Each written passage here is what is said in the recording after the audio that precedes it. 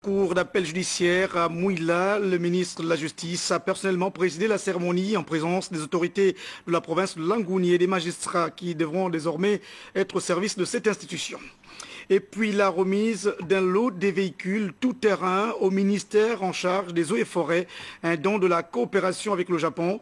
Le travail devait être désormais optimisé selon le ministre de tutelle. Madame, Messieurs, bonsoir. Vous êtes bien sûr Gabon Télévision qui émet de la maison Georges Alaoui à Libreville. Nous ouvrons cette édition d'information avec, et on le disait déjà, l'ouverture de la session de la Cour d'appel judiciaire de la ville de Mouila.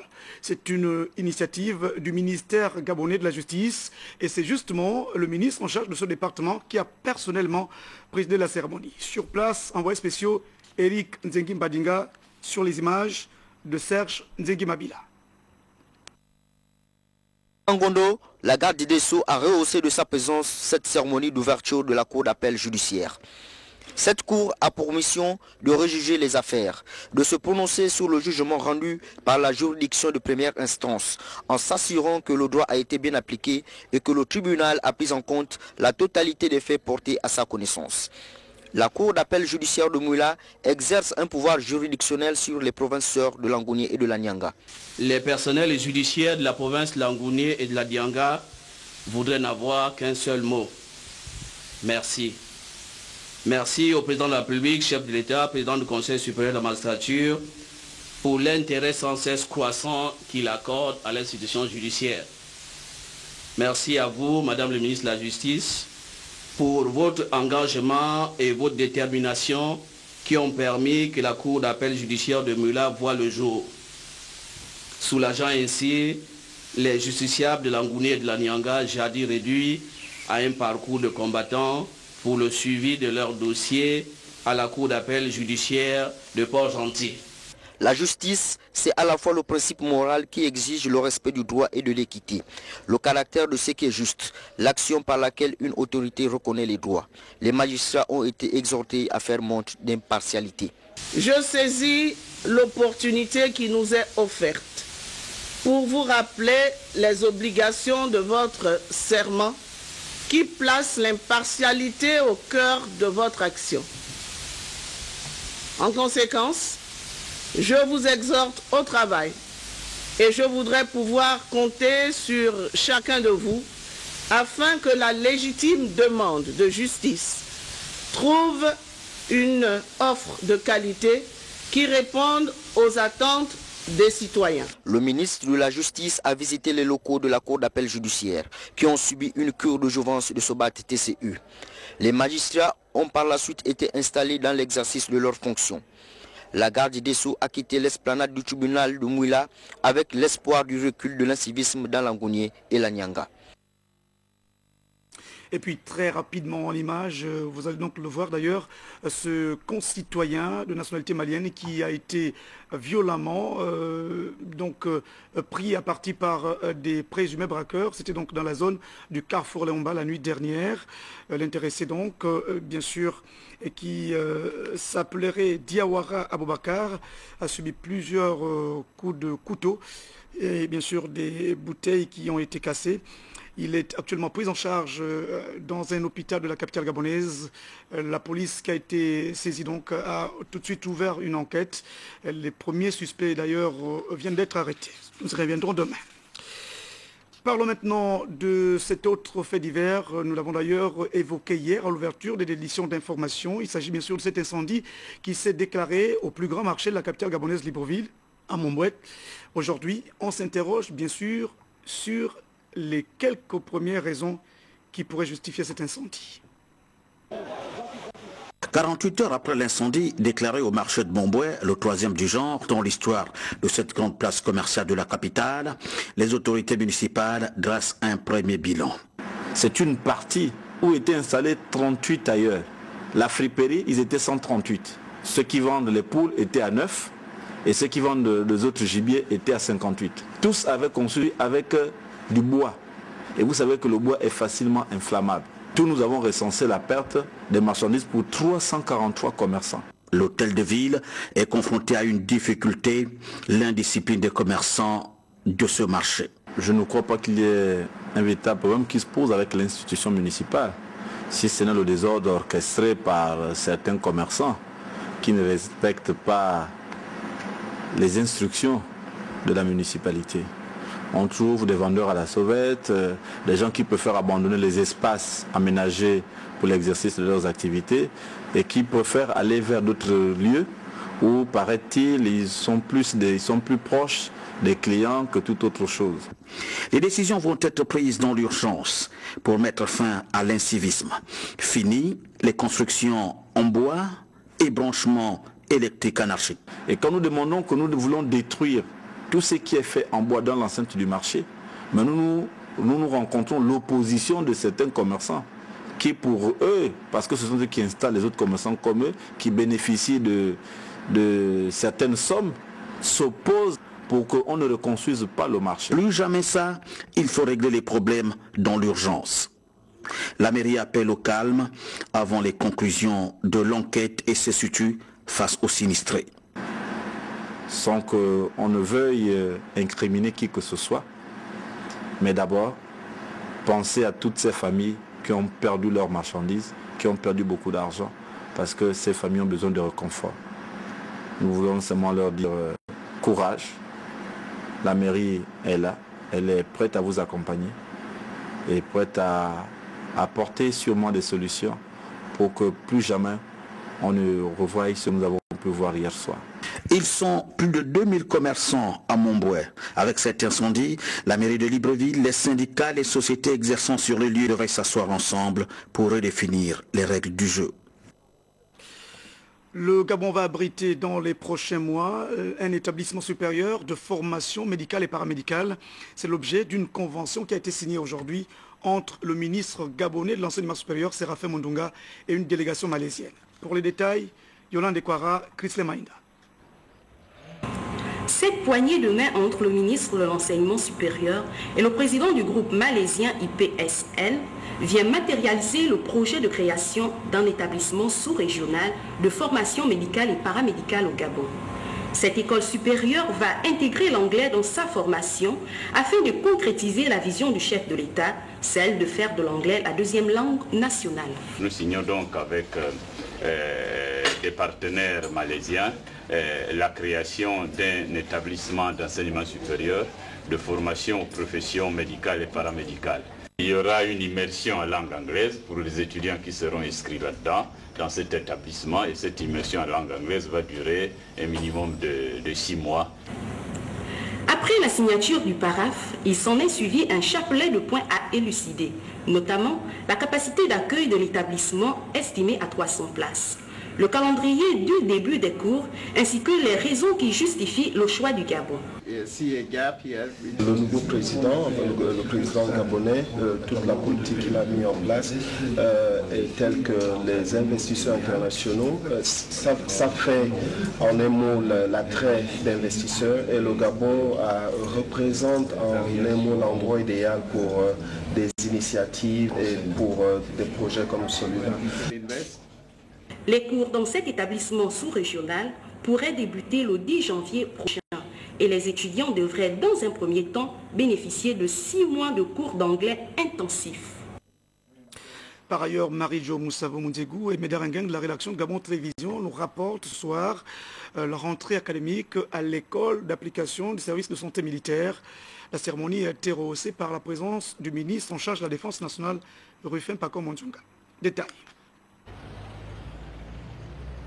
Tradition respectée à l'école d'application du service de santé militaire de Libreville ce jour, avec l'organisation de la cérémonie de rentrée académique de la 4e promotion dans cette école nationale à vocation régionale.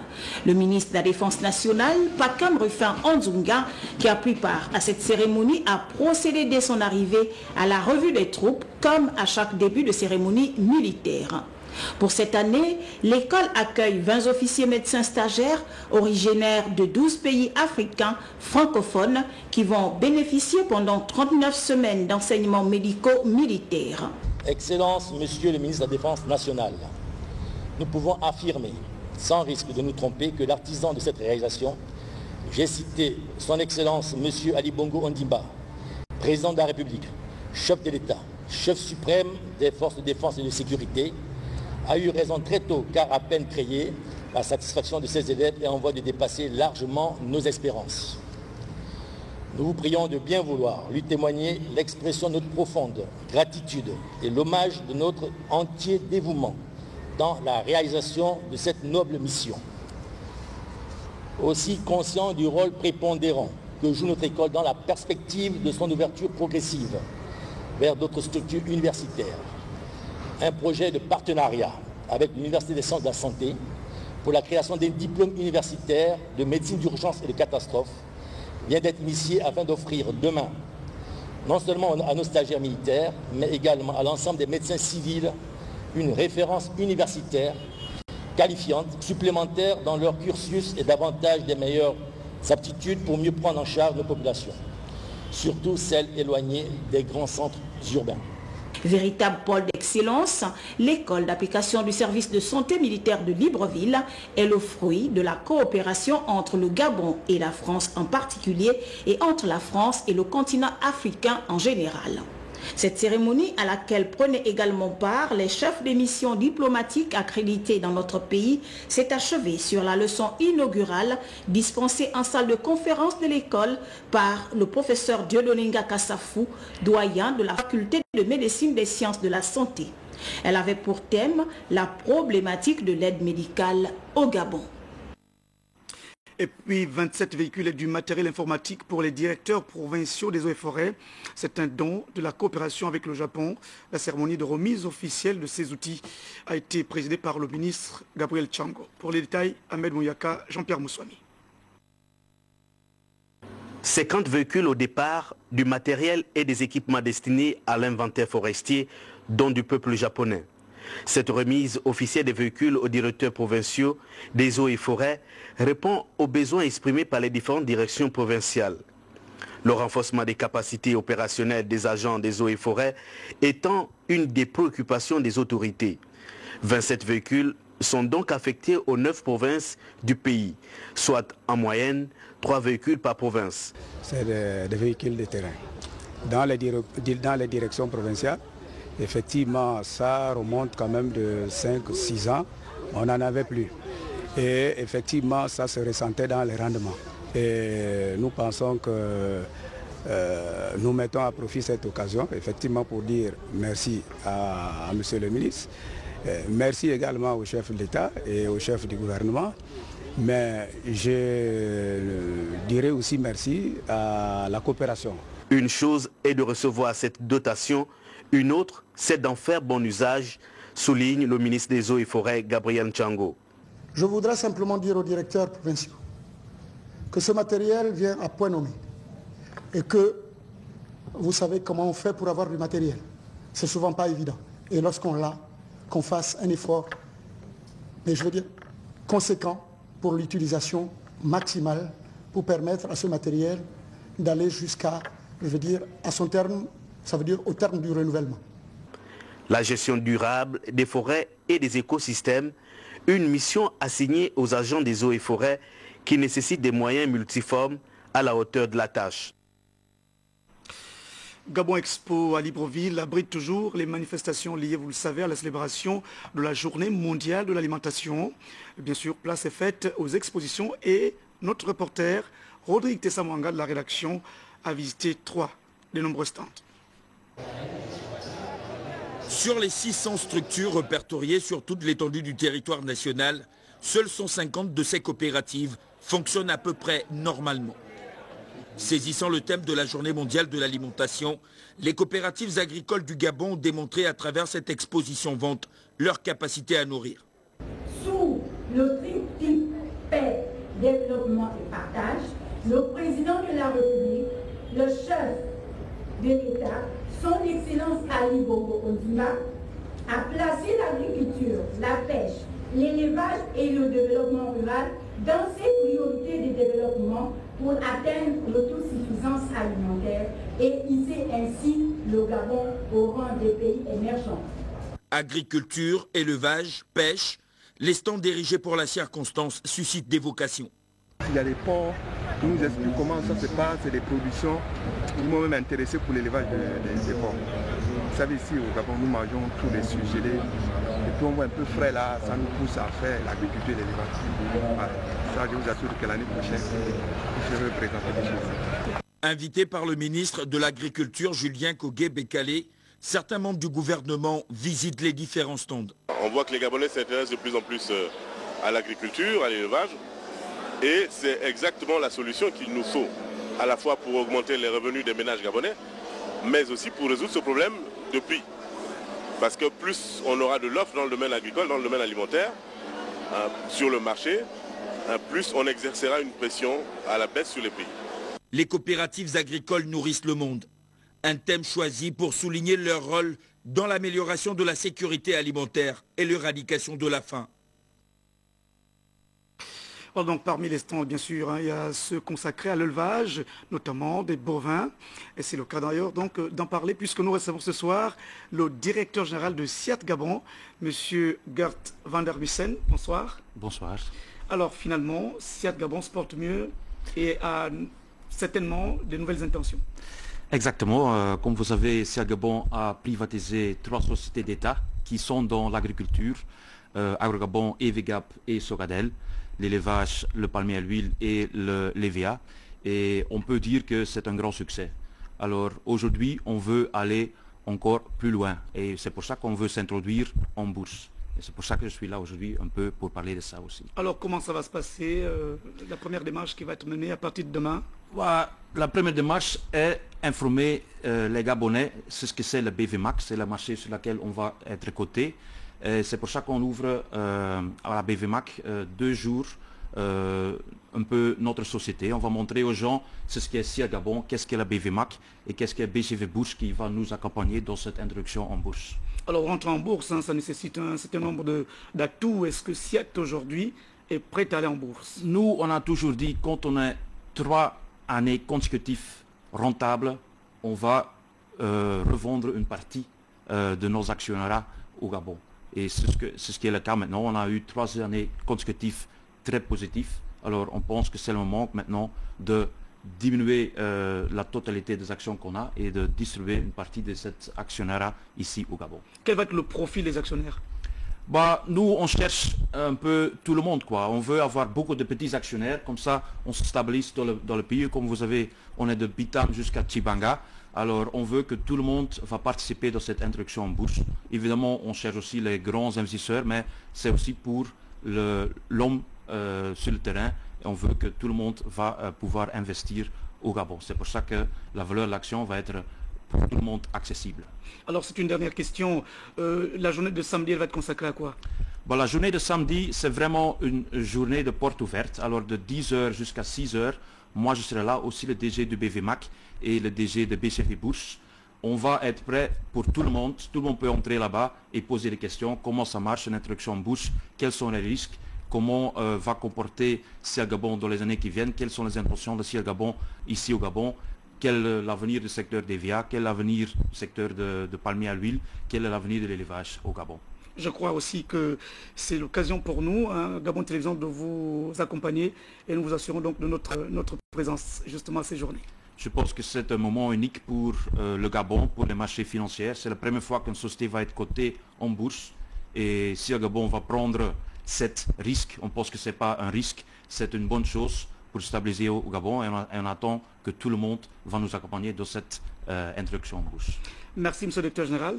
Vous restez avec nous, juste le temps de parler aussi d'un autre volet certainement qui intéresse SIAT Gabon. Il s'agit bien sûr de la certification, donc de la qualité.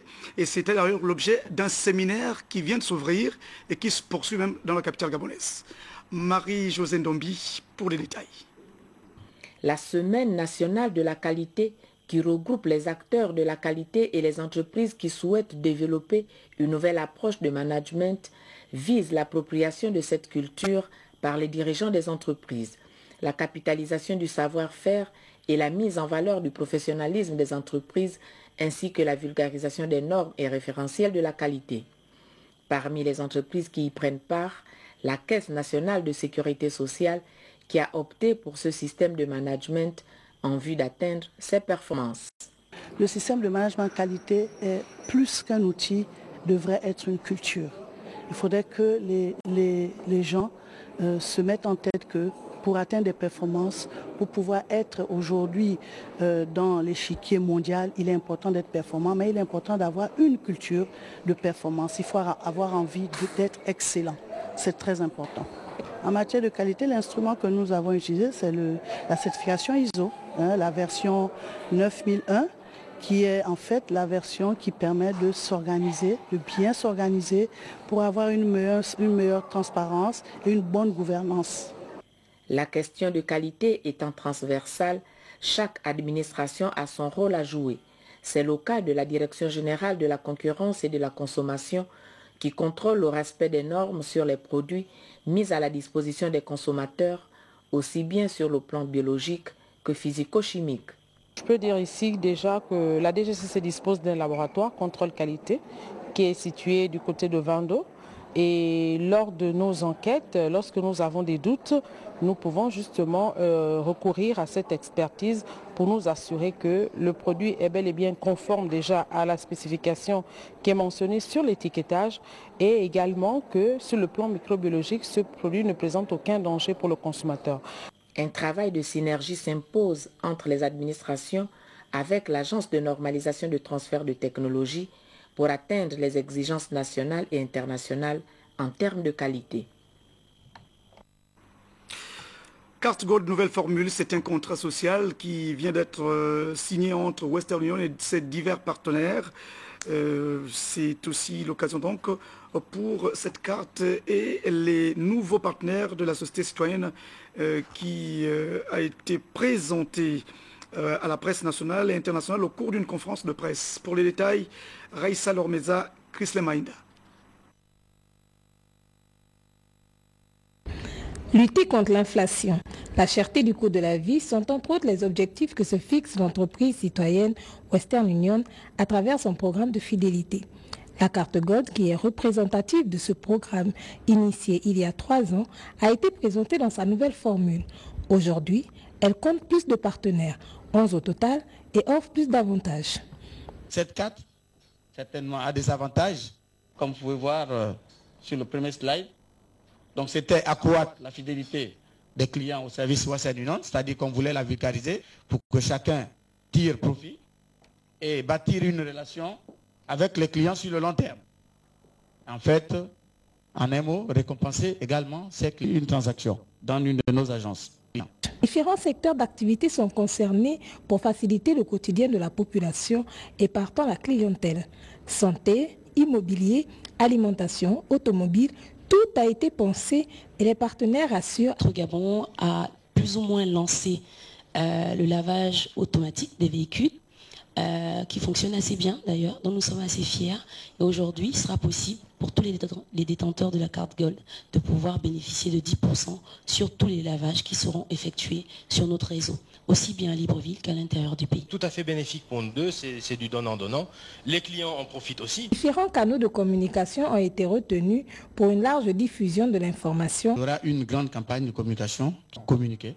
Nous allons rendre nos points de vente visibles et également les partenaires chez lesquels vous irez pour faire vos achats, vos courses. La grande surprise, ce serait dans les taxis. Développer une approche clientèle. Au travers de cette Gold Card, Western Union réaffirme sa volonté de s'inscrire dans le social par des actions profitables au plus grand nombre. Revenons encore ce soir sur les atouts des 3 ans d'exercice du pouvoir du chef de l'État, Ali Bongo Ondimba. Il s'agit bien sûr, cette fois, du regard de la rédaction sur le dossier visant donc l'amélioration du secteur des sports au Gabon. Raissa Lormeza. Le nouveau président de la République, élu en août 2009 et qui prête serment le 16 octobre de la même année, conditionne son bonheur à celui de sa population. Un bonheur qui passe inexorablement par la tenue de ses engagements, dont l'un des premiers est l'organisation de la Cannes 2012. Critiqué, décrié, désavoué par les pessimistes et mauvaises langues, le projet voit pourtant le jour et les faits suscitent l'adhésion totale. Du nord au sud, de l'est à l'ouest et hors de nos frontières, les stades de l'amitié à Libreville et de rénovation à sont les témoins d'une organisation à la dimension des attentes du concepteur de l'émergence que soutient d'un bras de fer velouté son épouse.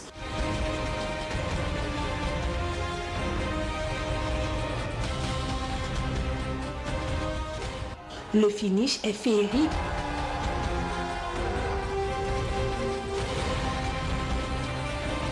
Les infrastructures sportives sont un acquis. La considération manifeste du chef de l'État pour les sportifs est un motif d'encouragement. Le ciel s'éclaircit et nos ambassadeurs sportifs déroulent le tapis rouge. Rudy Nzamilama améliore ses performances en athlétisme.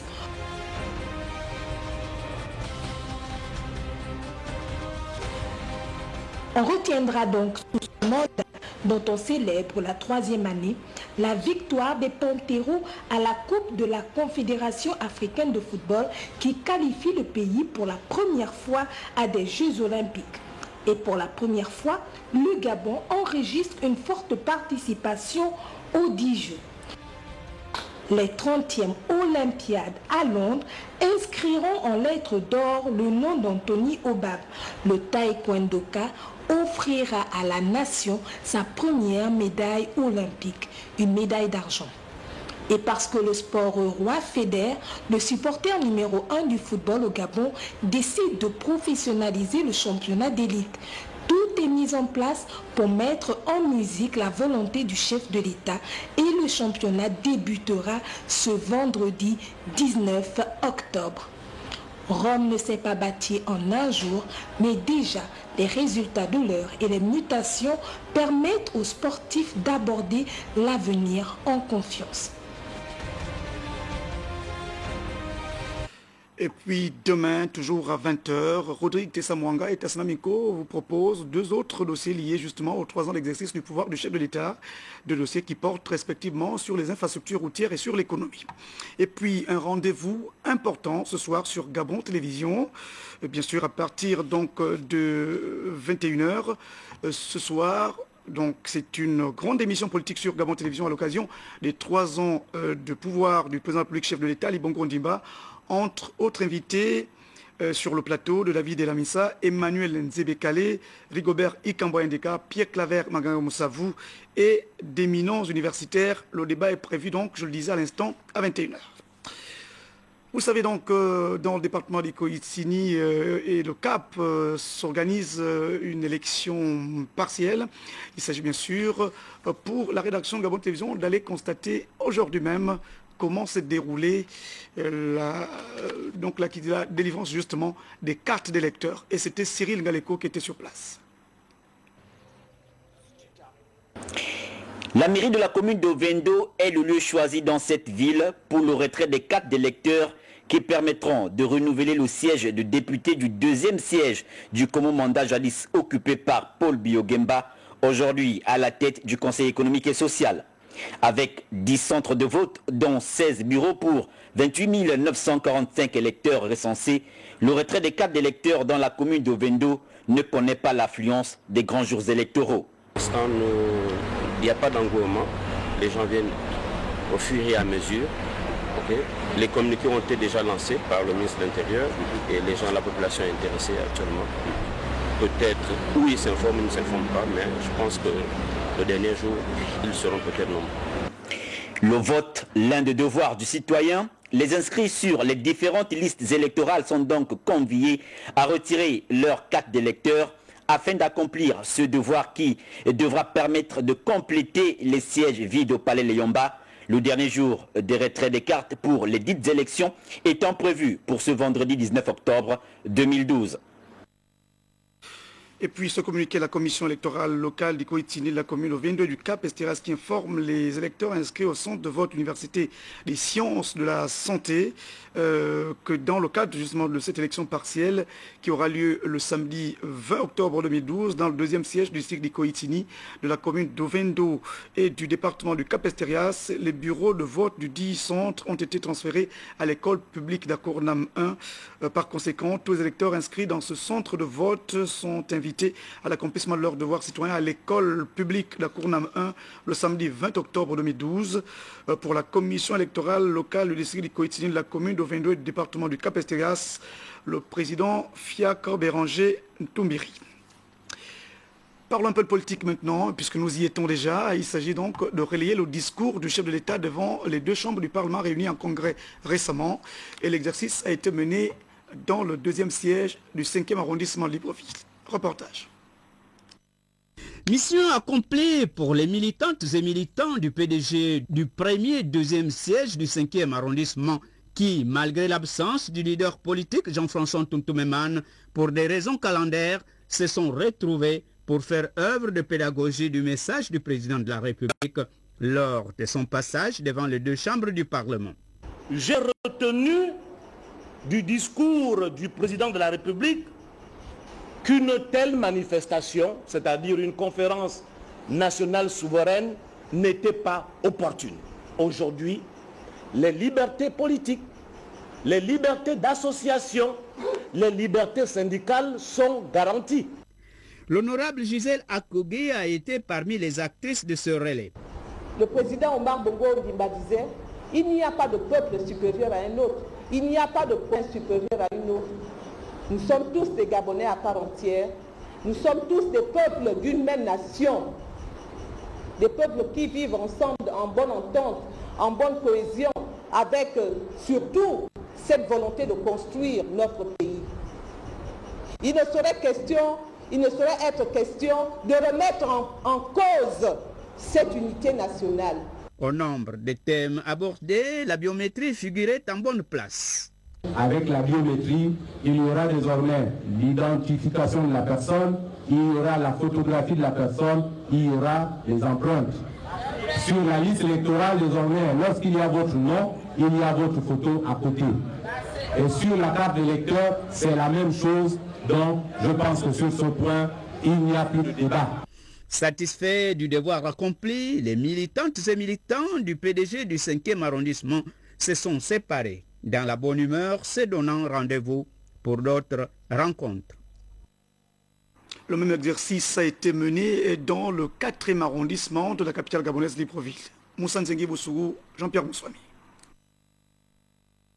Le Parti démocratique gabonais affûte ses armes au 4e arrondissement. Là-bas, les membres du bureau politique, en tête desquels Jules Marius Ogoué-Banja et ceux du Conseil national, ont mis toute leur énergie pour mettre en place de nouvelles structures de base. Les militants du PDG étaient venus nombreux pour encourager leurs nouveaux responsables. En tant que président de la République, il s'est exprimé devant les deux chambres du Parlement et nous avons saisi ce message et nous avons, nous, en tant que responsables du parti, ou 4e ici, nous sommes des membres du bureau politique et les membres du Conseil national, nous avons le devoir et la mission de relayer ce message auprès de nos militants, non seulement de nos militants, mais également auprès de toutes les populations. Ce sont les responsables des fédérations A et B et près de 4 sections et plusieurs comités qui ont été installés. Nous avions reçu une ordre d'orientation de notre secrétariat exécutif pour renouveler toutes les structures de base. C'est ce que nous avons fait. Donc cet après-midi, nous allons installer ces structures de base. Qui veut aller loin ménage sa monture, le Parti démocratique gabonais, qui se caractérise par la meilleure organisation des formations politiques du pays, prépare toujours ses troupes bien avant les hostilités politiques. Avec cette façon de faire, les résultats obtenus ne devraient pas étonner plus d'un. L'explication du discours du chef de l'État devant les deux chambres du Parlement a également conduit le sénateur du département de la Lekabilewolo, le vénérable Léonard Anchembe, auprès des populations justement pour donner les détails. On se retrouve pour cette activité Guy Roger Ndira et Hilario Nkombo. Véritable exercice de communication et d'échange que celui effectué récemment par le vénérable Léonard Anchembe, coordonnateur de conseillers du distingué camarade président du Parti démocratique gabonais auprès des populations du département de l'Ekabi-Lewolo, son fief politique. Il mettra à profit cette rencontre pour édifier les populations de cette contrée sur la communication du président de la République, chef de l'État, devant le Parlement gabonais, les deux chambres réunies en congrès. La rencontre qui a eu pour cadre le village Eyouguer s'est déroulée en présence de plusieurs responsables du Parti démocratique gabonais. Au cours de cet échange, le secrétaire fédéral rejettera à l'instar du chef de l'État, Ali Bongo Ondimba, l'idée d'organiser une conférence nationale souveraine au Gabon. L'occasion serait également donnée aux jeunes de s'exprimer et leur représentant va rappeler les grands axes de la lettre d'orientation du secrétaire général du Parti démocratique gabonais.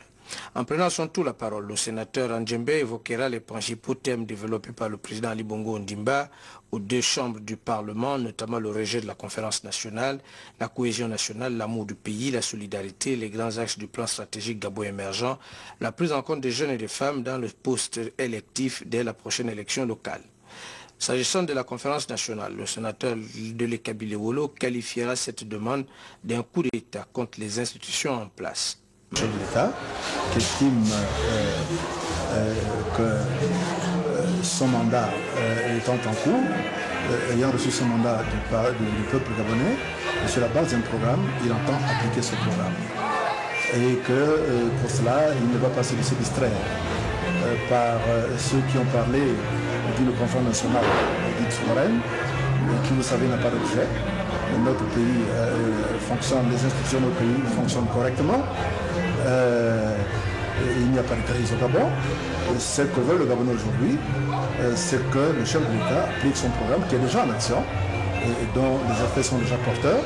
Ce que le peuple gabonais veut, c'est que le chef de l'État applique son programme. Léonard Andjembe profitera de cette tribune d'échange pour inviter les populations de l'Ekabi-Lewolo à plus de vigilance et au soutien sans réserve des actions de développement engagées par le président Ali Bongo Ondimba. Et puis les militants du Parti démocratique gabonais dans le département de la LOPE viennent d'ailleurs de s'engager sur la voie de la préparation des élections locales. Ils ont tout simplement reconduit à la tête des fédérations des responsables contre le travail a été justifié. Je propose ce reportage. Première étape de cette mission destinée à étayer le discours du chef de l'État devant les deux chambres du Parlement, la LOPE Centre, chef-lieu du district de Mokeko. Face aux autorités, aux notables et à l'ensemble des populations, le ministre et député Raphaël Ngazouzé, le membre du secrétariat exécutif Rigobert Ikamboya et d'autres cadres politiques ont expliqué l'inopportunité d'une conférence nationale souveraine destinée selon eux à affaiblir les institutions et à signer le retour aux affaires de certains opposants qui ont une part de responsabilité dans les contre-performances notées sur leur chemin de développement. Un message relayé auprès des populations de canton Fieng au Canonquette et à celles plus nombreuses de la commune de Bouy. Nous avons demandé aux populations de demeurer sereines et égales à elles-mêmes dans l'unité nationale derrière le chef de l'État, le président Ali Bongo Ondimba, pour que la politique de l'émergence qui prend déjà corps en Ogo et Vindo, notamment dans le département de la LOPE, pour que cette politique aille plus que croissante vers l'émergence de notre pays. Nous avons demandé à nos militants de fustiger le tribalisme, la xénophobie et tous les autres mots qui gangrènent donc la société gabonaise. Le rejet du tribalisme, de la division et de toute alternative d'un nouveau partage du pouvoir avec les anciens dignitaires actuels opposants tient dans la LOPE des actions de développement d'ailleurs visibles et qui vont amener les populations à plus de vigilance. Ici, dans le département de la LOPE, les populations vivent les changements, vivent concrètement ce que le président a fait. Vous êtes venus par la route, vous avez vu l'état de la route en travaux, qui ont connu la Lara, mais c'était un gigantesque chantier. Au terme de ce périple, les membres du bureau politique, du secrétariat exécutif et du Conseil national se sont assurés du soutien des populations de la LOPE au chef de l'État.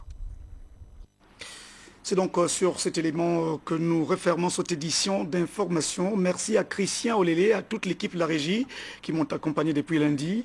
C'était le journal d'Ahmed Mouyaka, de Cédric Guy Ondo-Meillé et de Marie-Jo Moussavou Mouzéou. C'est Jean-Pierre Moussouami qui a fait les caméras. Demain à 20h, vous retrouvez Cédric Mouélé Malonga. Je vous retrouve très prochainement. Déjà, excellent week-end, excellente soirée. Au revoir.